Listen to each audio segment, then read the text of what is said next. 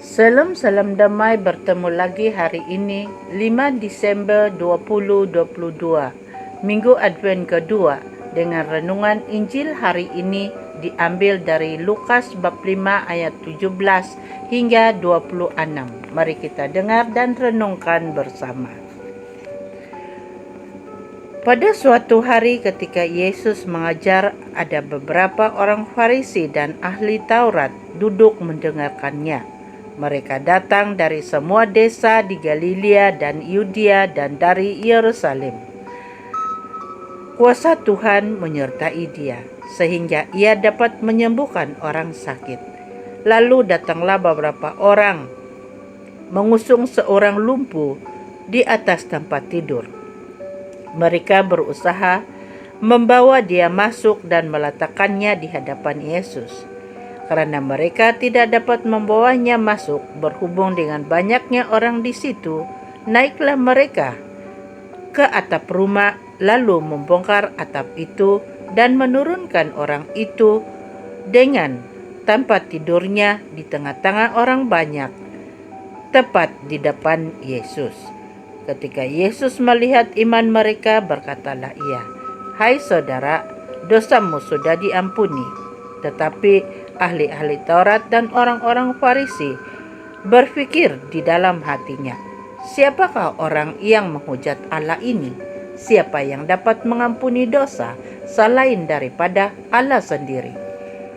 Akan tetapi Yesus mengetahui pikiran mereka lalu berkata kepada mereka, "Apakah yang kamu pikirkan dalam hatimu? Manakah yang lebih mudah mengatakan, 'Dosamu sudah diampuni,' atau mengatakan, 'Bangunlah dan berjalanlah'?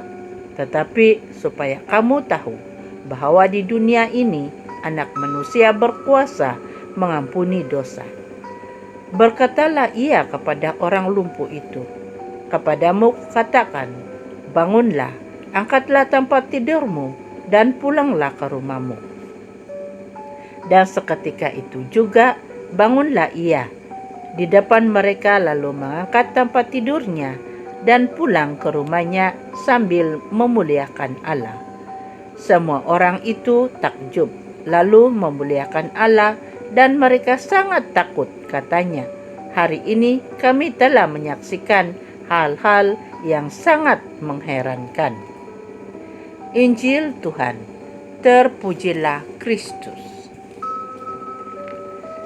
Saudara dan saudari, dalam tradisi kitab suci, penyembuhan adalah kuasa Allah.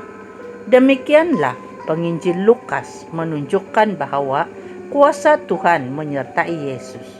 Namun bagi Yesus, penyembuhan tidak hanya mengenai penyakit fisik, tetapi melihat persoalan dasar yang melumpuhkan manusia adalah dosa dan penolakan atas kasih Allah. Manusia lumpuh, buta, tuli, dan terbelenggu sehingga tidak mampu mengenal kehadiran Allah dalam hidup. Dalam keadaan ini, Yesus menunjukkan kuasa pembebasan dari Allah. Dia adalah Allah sendiri yang datang untuk menyelamatkan. Dia bukan hanya melakukan hal-hal yang sangat mengherankan, tetapi lebih dari itu, menunjukkan bahwa di dalam Allah manusia dibebaskan dari dosa dan dibangkitkan untuk berjalan bersama Allah.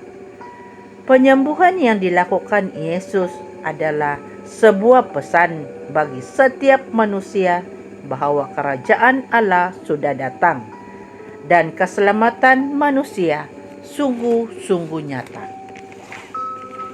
Sisi lain yang boleh kita renungkan dalam kisah Injil hari ini, selain dari orang lumpuh itu, adalah juga iman dari orang-orang yang membawa orang lumpuh tersebut kepada Yesus.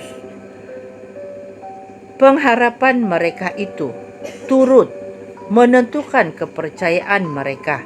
Karena itu, mereka rela mengorbankan tenaga dan waktu dan sekaligus meyakinkan orang sakit itu untuk berharap akan kesembuhan yang daripada Tuhan.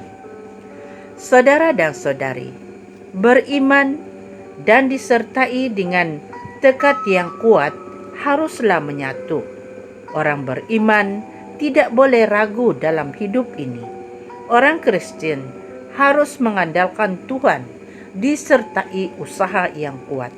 Harus dikatakan dengan tegas bahwa utamakan iman, hati bersih, pikiran positif, supaya setiap kata-kata yang terucap menjadi berkat dan berbuah lebih baik.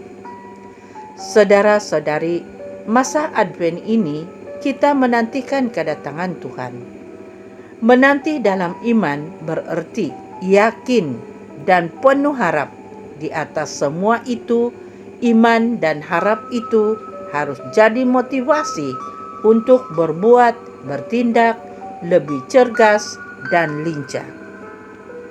Menanti bukan berarti berpeluk tubuh, sekadar menunggu dan lihat, tetapi harus sungguh-sungguh berusaha dan kreatif dan disertai dengan tindakan. Mari mengisi masa penantian ini dengan melakukan tindakan kasih dan kepedulian kita kepada sesama di sekitar kita. Tuhan memberkati. Amin.